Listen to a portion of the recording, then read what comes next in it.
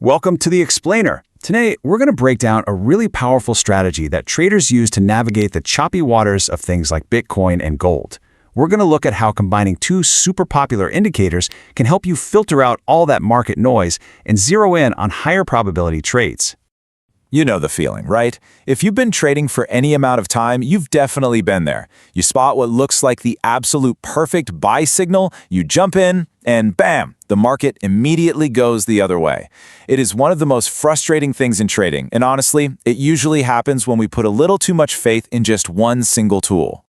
So let's pull back the curtain and see exactly why relying on just one indicator can be so darn tricky. We're going to focus on two of the biggest tools in any trader's toolbox, the good old moving average and the fast-acting relative strength index. You know, the RSI.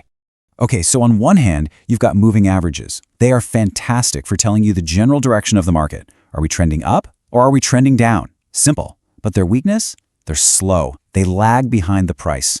And on the other hand, you have the RSI. It's brilliant for measuring momentum, the speed and change of price moves. But, and this is a big but, in a really strong trend, it can flash overbought or oversold signals way too early, and that's what fakes you out of a great move. So, what's the fix? How do we get that nice, stable trend information without being late to the party? And how do we get that zippy momentum reading without all the false alarms? Well, the answer isn't to pick one over the other. It's to make them work together, to wait for that magical moment when their signals finally line up. This whole concept is called confluence, and in trading, it's pretty much our secret weapon. See, instead of acting on just one signal, we wait for multiple separate indicators to tell us the exact same story. When they agree, the probability of that signal being legit goes up a lot. That is the whole game right there, just filtering out the market noise to find those really high confidence setups.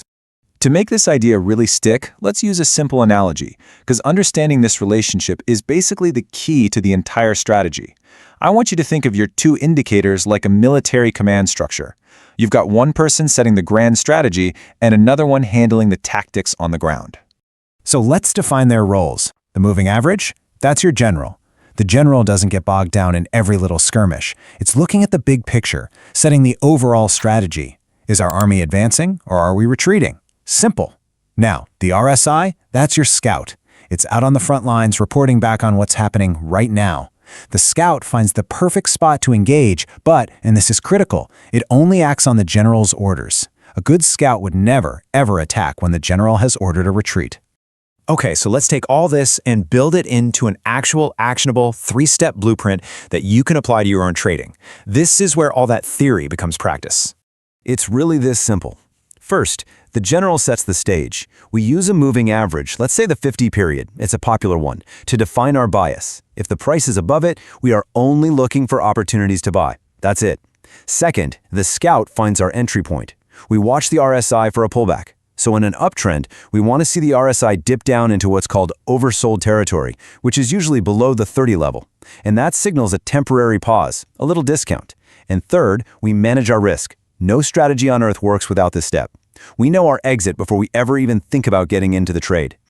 All right, that's enough theory. Let's actually apply this blueprint to some recent charts for Bitcoin and gold and see how this whole thing works in the real world. First up, we've got an absolutely beautiful bullish setup on Bitcoin. What you're looking at here on this chart are the daily price candles. That blue line is our 50-period moving average, and the RSI indicator is down in the pane below. Now, this is what it looks like when the general and the scout are in perfect agreement. Okay, so this slide just breaks down that perfect confluence we were talking about. First off, just notice how the price is consistently, clearly trading above the 50-period moving average. The general is telling us we are advancing. The trend is up. Easy. Next, we wait for our timing, and you can see this pullback right here, where the price dips down to kind of test that moving average. At the exact same time, our scout, the RSI, drops into the oversold zone below 30. That's our potential opportunity, a chance to buy at a temporary discount inside that bigger uptrend. The final entry signal happens right as the price bounces off the MA and the RSI crosses back up. That confirms buying momentum is back on board with the main trend. But, and I gotta tell you, this is just as important, if not more so, knowing when not to trade. So let's look at a chart of gold to see what happens when our signals are fighting each other.